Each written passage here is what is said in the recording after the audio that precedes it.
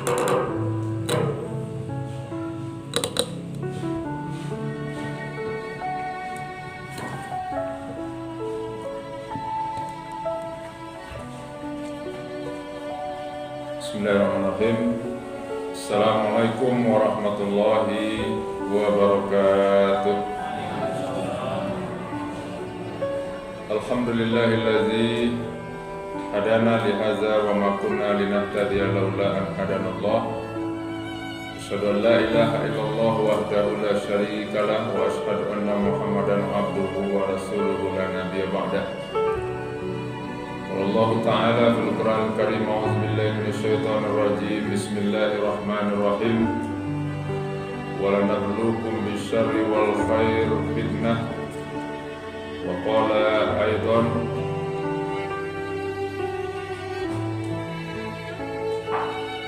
Bismillahirrahmanirrahim. Wal asri innal insana lafi khusr illa alladzina amanu wa 'amilus shalihat wa tawassaw bil haqq wa tawassaw bis sabr. Sadaqallahul azim. Bapak, Ibu, jemaah tarawih yang dirahmati oleh Allah Subhanahu wa taala. Alhamdulillah, bersyukur pada Allah Subhanahu wa taala. Malam ini kita masih diberi oleh Allah rahmatnya, hidayahnya, anugerah dalam rangka melaksanakan perintah Allah Subhanahu wa taala, yaitu berpuasa di siang hari dan qiyam di malam hari. Salawat dan salam tidak lupa pula kita mohonkan kepada Allah, semoga dicurahkan untuk kekasih Allah Nabi Muhammad sallallahu alaihi wasallam. Allahumma shalli ala Muhammad wa ala ali Muhammad. Bapak dan Ibu, judul ceramah kita pada malam ini yaitu sikap dalam menghadapi ujian. Jadi sikap dalam menghadapi ujian dan musibah. Ayat yang kita bacakan tadi, Allah Subhanahu wa taala menjelaskan kepada kita bahwa kata Allah, walanabluukum bisyarri wal khair fitnah. Kami pasti akan menguji kamu ya dengan keburukan dan kebaikan, dan itulah sebagai ujian. Bapak dan Ibu, di dalam ayat lain juga Allah mengatakan, ahasiban nasu ayyutsraku ayyaqulu amanna wa hum la yuftanun. Apakah manusia mengira bahwa mereka dibiarkan mengatakan beriman tetapi mereka belum diuji oleh Allah? Nah, dua ayat ini merupakan dalil bahwa setiap manusia pasti akan menghadapi ujian dan cobaan dalam kehidupan ini, tanpa kecuali. Namun yang paling penting adalah nanti bagaimana sikap kita dalam menghadapi ujian dan cobaan itu. Karena ujian dan cobaan itu adalah merupakan sunatullah dalam kehidupan. Apa itu sunatullah? Yaitu ketentuan dari Allah. Nah, Allah Subhanahu wa taala yang menurunkan ujian dan cobaan, tetapi Allah juga menurunkan kepada kita bagaimana cara menghadapi ujian dan cobaan itu. Inilah bukti kasih sayang Allah Subhanahu wa taala kepada kita. Nah, di dalam ayat yang pertama tadi, Allah Subhanahu wa taala menjelaskan bahwa ada dua bentuk ujian dan cobaan dari Allah itu, Bapak dan Ibu. Sebagaimana ayat tadi, walanabluukum bisyarri wal khair. Kami akan uji ya kamu dengan serba sesuatu dalam bentuk keburukan dan kebaikan. Nah, jadi ujian Allah yang pertama bentuknya adalah hal-hal yang tidak kita sukai, syarr, yang tidak kita senangi. Yang kedua adalah ujian itu juga dalam bentuk yang kita senangi, kita sukai. Nah, mari kita lihat Bapak dan Ibu, apa saja bentuk ujian Allah berupa keburukan itu. Dan apa pula bentuk ujian Allah dalam bentuk kesenangan itu. Tujuannya apa? Tujuannya kita bisa mengenal dan bagaimana cara kita menyelesaikan menghadapi ujian itu. Orang yang tidak tahu dalam menghadapi ujian tadi, maka banyak orang kadang-kadang mengambil jalan pintas. Mudah-mudahan itu terhindar dari keluarga kita. Ada orang bunuh diri dalam menghadapi ujian. Nauzubillah min dzalik. Pertama, ujian Allah itu bersifat keburukan. Sebagaimana Allah jelaskan dalam ayatnya, Bismillahirrahmanirrahim, walanabluwannakum bisyai'in minal khawfi wal ju' wa naqsin minal amwali wal anfusi was samarat wa basyiris sabirin. Kata Allah, sungguh kami akan mengujimu dengan serba sedikit. Apa itu? Al-khawf, rasa takut, wal ju', kelaparan, wa naqsi minal amwal, kekurangan harta, wal anfusi, dan kekurangan jiwa anggota keluarga, was samarat, dan buah-buahan. Wa basyiris sabirin, kata Allah, beri kabar gembira orang-orang yang sabar. Nah, dari ayat itu Bapak dan Ibu, ada 5 bentuk ujian keburukan dari Allah itu. Pertama, takut. Ini sudah merupakan hal yang kita hadapi dalam kehidupan ini. Kadang-kadang kita takut miskin, takut kelaparan, takut tidak sukses, apalagi kita takut dengan azab dari Allah Subhanahu wa taala, baik di dunia maupun di akhirat. Ya. Yang kedua apa ujiannya? Wa naqsim minal amwal, kekurangan harta. Banyak orang yang hidup di dalam garis kemiskinan, Bapak dan Ibu. Kekurangan harta. Yang dimiliki hanya mungkin ya makan pagi, tapi sorenya belum tentu apa yang akan dimakan. Ada orang Bapak Ibu dari Padang mau ke Bukit Tinggi, dia bertanya kepada keluarganya, nanti kita makan di mana? Tapi ada orang keluarga, nanti pagi kita makan apa?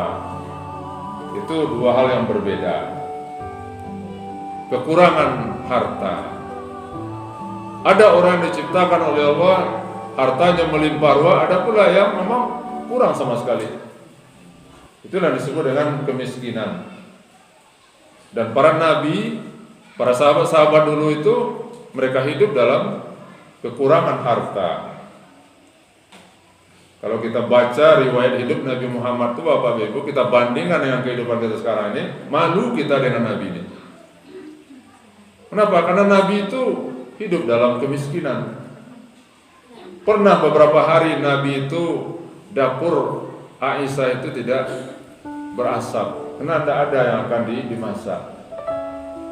Nah, wa naqsim minal amwal, apalagi yaitu wal anfus, kekurangan dari orang-orang yang kita cintai. Itu ujian.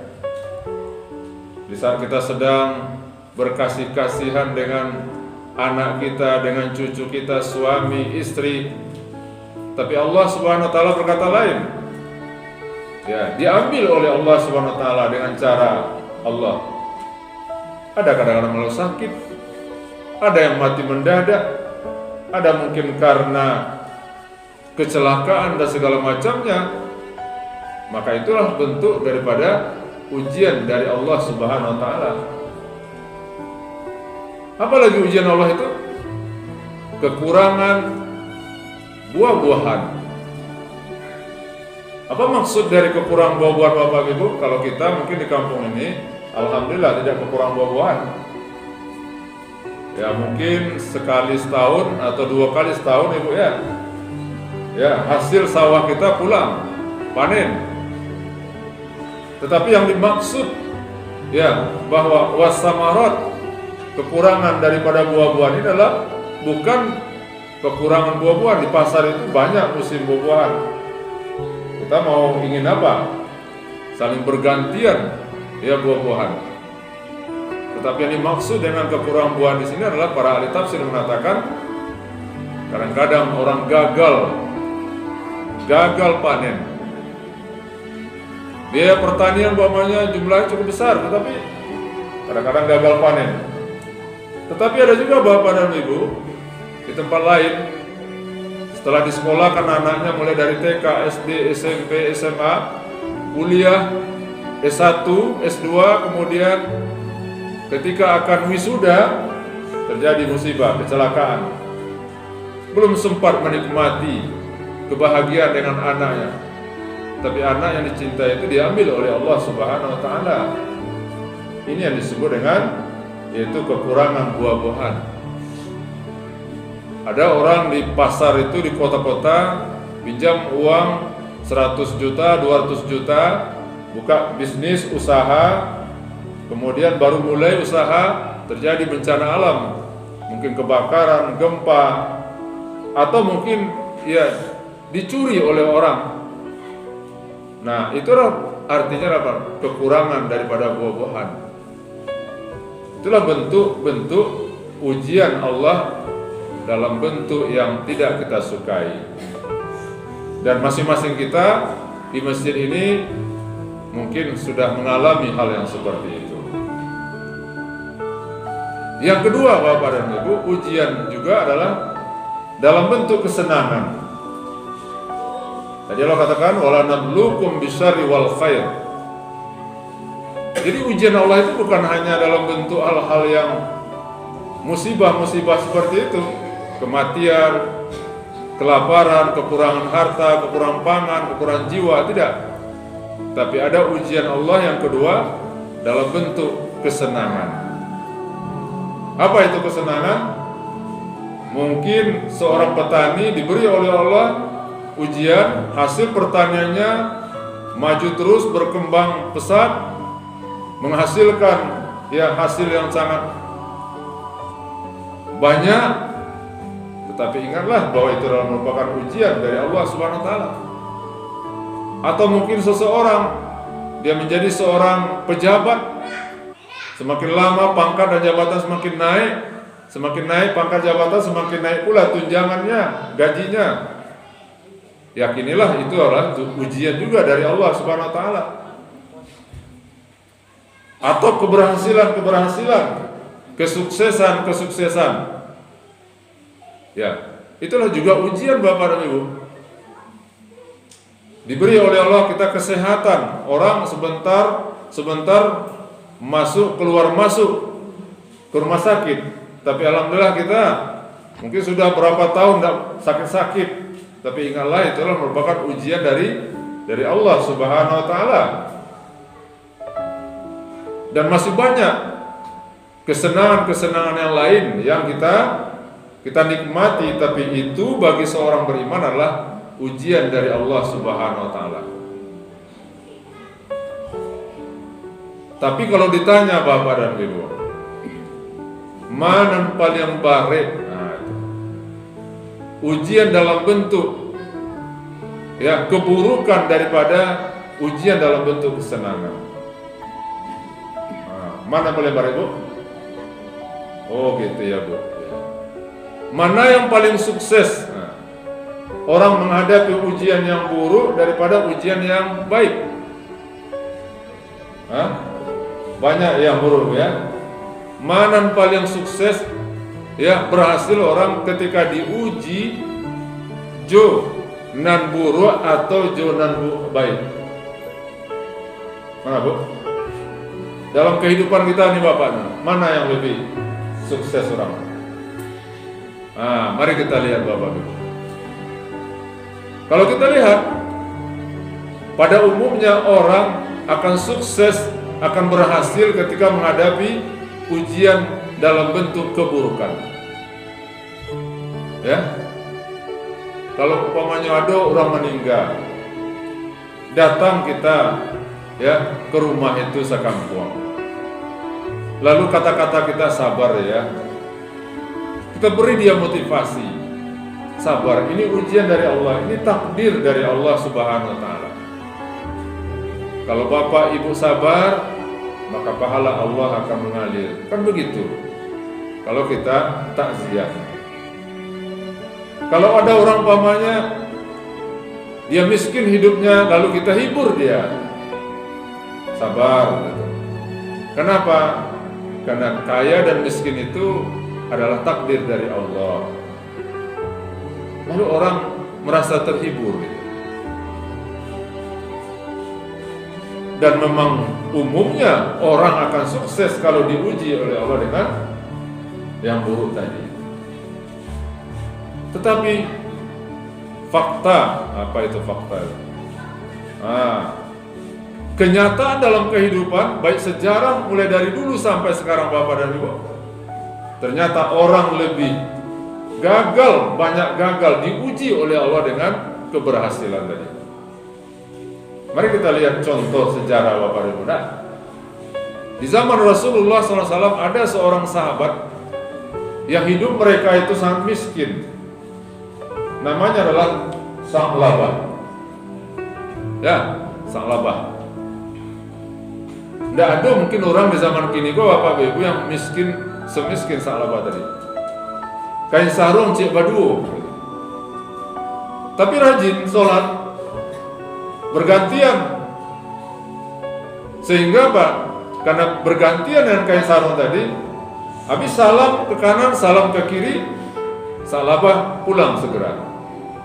Diperhatikan oleh Rasulullah SAW. Ya, ini Sa'labah kenapa tidak berzikir dulu habis sholat, tidak berdoa dulu? Lalu suatu ketika dipanggil oleh Rasulullah, kenapa sahabatku seperti ini? Dijelaskanlah, Rasulullah, kalau seandainya saya zikir dulu, berdoa dulu, atau mendengarkan tausiah dari engkau, maka istri saya di rumah terlambat sholatnya. Kenapa? Karena ini sarung ini kami bergantian, kemiskinan. Kalau begitu apa? Minta didoakan oleh dia kepada Rasulullah. Didoakan oleh Rasulullah. Akhirnya Sa'labah ya, lama kemudian dia menjadi orang kaya. Diberi oleh Rasulullah seekor kibas. Lalu seekor itu menjadi puluhan bahkan ribuan ekor. Apa yang terjadi Bapak dan Ibu? Waktu dia miskin, dia sukses. Sholat berjemaah terus di masjid. Tetapi manakala ya binatang ternaknya sudah ribuan, mudah-mudahan terlambat 1 rakaat, terlambat 2 rakaat, besoknya terlambat 3 rakaat, bahkan besoknya lagi tidak lagi datang ke masjid. Ya, tidak lagi datang ke masjid bersama Rasulullah Sallallahu Alaihi Wasallam. Kenapa? Karena sibuk mengurus yaitu harta kekayaannya. Bahkan ketika diminta oleh Rasulullah SAW untuk mengeluarkan zakat, mulai sifat bakhilnya muncul. Apa artinya Bapak Ibu? Ini contoh bahwa memang orang lebih sukses diuji dengan keburukan daripada diuji dengan kebaikan. Mudah-mudahan kita di sini semuanya sukses keduanya ya. Diuji oleh Allah dengan keburukan, kita dekat kepada Allah. Diuji oleh Allah dengan kebaikan, tambah dekat kita kepada Allah Subhanahu wa Ta'ala. Jadi memang berat Bapak Ibu. Ujian keberhasilan, kekayaan itu banyak orang yang gagal. Di zaman Nabi Musa alaihissalam, siapa namanya itu? Ada orang yang dulunya hidup miskin, kemudian didoakan oleh Nabi Musa, namanya adalah Qarun.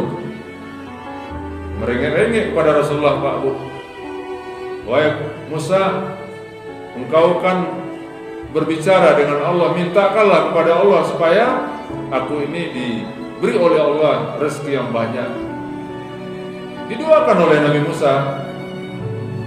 Lalu lambat laun dia menjadi orang kaya. Jadi orang kaya dia. Tapi ketika dia sudah kaya, ketika ditanya oleh orang, "Wahai Qarun, dari mana engkau mendapatkan kekayaan yang sebanyak ini?" Kata Qarun, perhatikan jawaban dari Qarun, Bapak Ibu. "Innama utituhu ala ilmin indi." Aku kaya seperti ini, kenapa? Karena ini ilmu yang aku miliki. Sombong. Dia menyangka bahwa apa? Kekayaan itu karena kepintaran dia. Kalau tidak hati-hati, Bapak dan Ibu, banyak orang sekarang anaknya sukses, jadi dokter, jadi pengusaha, jadi pengacara, dan segala macam. Dia bangga-banggakan anaknya sukses, tetapi dia lupa bahwa kesuksesan itu adalah biiznillah, dengan izin Allah. Kita juga Bapak dan Ibu, apa profesi kita? Kita menanam tanaman, padi, cabai, segala macam. Buat tugas kita hanya menanam, kemudian kita pupuk, kita bersihkan, tetapi siapa itu yang menumbuhkan itu? Itulah dianya Allah Subhanahu wa ta'ala. Beda dengan Nabi Allah, Nabi Sulaiman, Bapak dan Ibu. Nabi Sulaiman itu kan raja di raja, Pak. Kekayaannya luar biasa. Tapi ketika ditanya dia oleh rakyatnya, "Wahai Nabi Allah Sulaiman, dari mana engkau mendapatkan kekayaan seperti ini? Dari mana engkau mendapatkan kekuasaan seperti ini?" Beda jawabannya dengan Qarun tadi. Kalau Qarun mengatakan ini adalah karena kehebatan dan kepintaranku. Tapi kalau Nabi Sulaiman mengatakan haza min fadli Rabbi. Ini adalah karunia dari Tuhanku. Jawaban yang berbeda. Nabi Sulaiman menyadari bahwa ini merupakan anugerah dari Allah SWT, bukan karena kepintaran dia. Nah, jadi Bapak dan Ibu, itu ya perbedaan orang dalam menyikapi ujian kebaikan dengan ujian keburukan. Nah, sekarang yang paling terpenting sekali Bapak dan Ibu, bagaimana kita menghadapi ujian itu, baik ujian yang buruk maupun ujian yang baik. Allah Subhanahu wa ta'ala mengajarkan kepada kita. Apa kata Allah? Allazina iza asabathum musibah qalu inna lillahi wa inna ilaihi raji'un. Orang-orang yang diberi oleh Allah musibah, baik musibah itu yang buruk maupun yang baik, mereka apa namanya? Mereka mengatakan inna lillahi wa inna ilaihi raji'un. Kami ini milik Allah dan semuanya akan kembali kepada Allah. Apa sikapnya?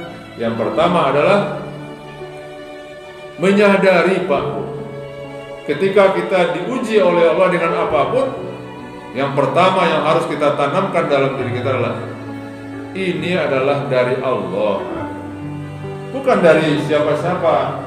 Jangan kita menyalahkan ya orang lain. Ini yang paling terpenting. Ini namanya tauhid itu, Pak. Ini namanya akidah. Kalau sukses itu hebatnya juaranya, juara kelas, juara MTQ, juara lomba tahfiz dan segala macam, maka sadari ini adalah anugerah dari Allah. Tapi kalau umpamanya hebat anak apa ya Bu, bahkan tidak belum. Ini kan kuliahnya lah S2. Itu berarti tauhid kita sudah terkuras, bahkan memang dihapus tauhid kita. Kenapa? Karena kita mengatakan itu adalah karena kehebatan anak kita. Nah, itulah makanya Bapak dan Ibu muda, kita kalau diuji oleh Allah dengan keburukan, kita baca inna lillahi wa inna ilaihi raji'un. Kami ini milik Allah dan kami akan kembali semuanya kepada Allah. Yang kedua apa lagi?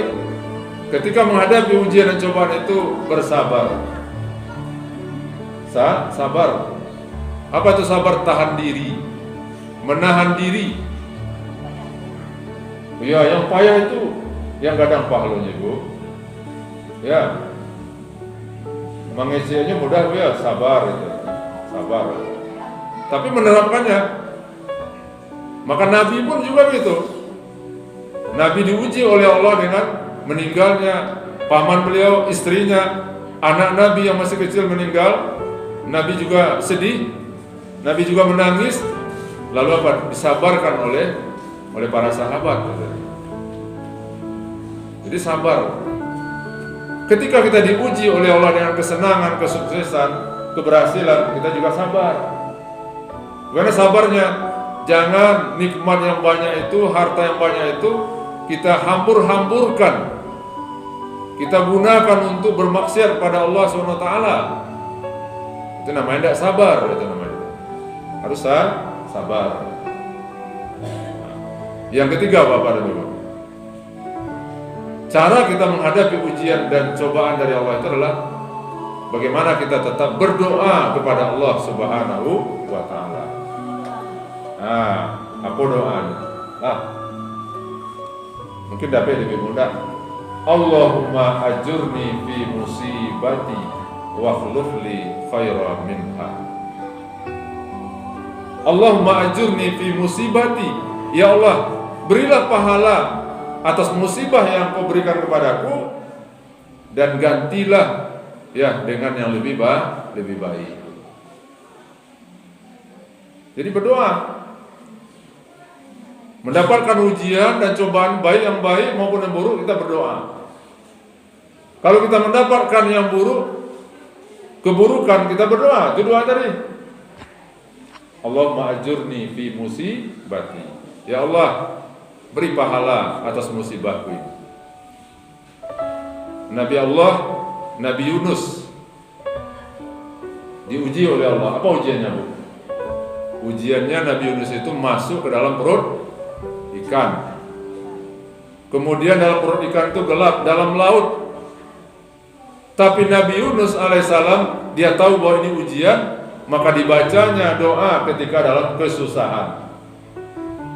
Jadi kalau diuji dalam bentuk keburukan, doanya adalah La ilaha illa anta subhanaka inni kuntu minaz zalimin. Itu doa kalau kita baca menghadapi kesulitan, Bapak. Nggak tahu, Pak, Bu, hari ini kita sukses, hari ini kita senang, sehat, tapi karena hidup kita ini di bawah kendali Allah, maka Allah berbuat sekehendaknya. Innama amruhu iza arada syai'an ayaqula lahu kun fayakun. Hari ini kita sehat, mungkin dikasih oleh sakit. Maka ketika kita sakit, ketika kita susah, sulit, baca doa ini. Ada doa tadi? La ilaha illa anta subhanaka inni kuntu minaz zalimin. Tidak ada Tuhan kecuali Engkau, Maha Suci Engkau ya Allah, aku ini adalah orang yang zalim.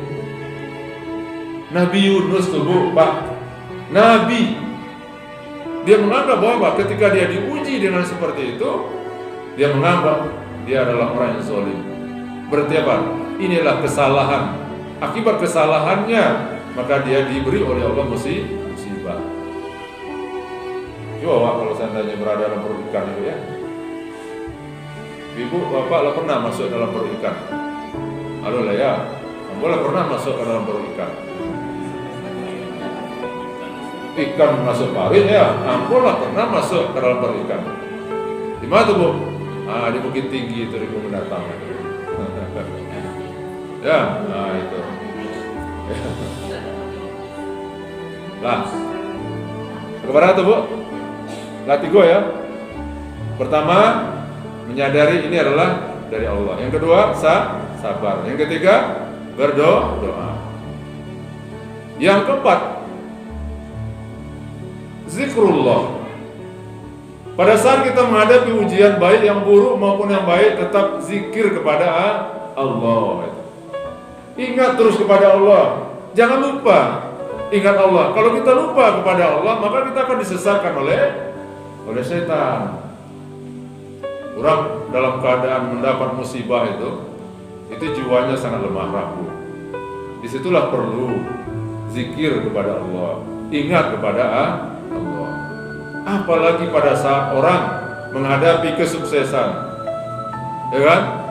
Hasil pertaniannya sukses, tidak ada gagal. Lado sukses, padi sukses, yang ditanam semuanya ya menjadi.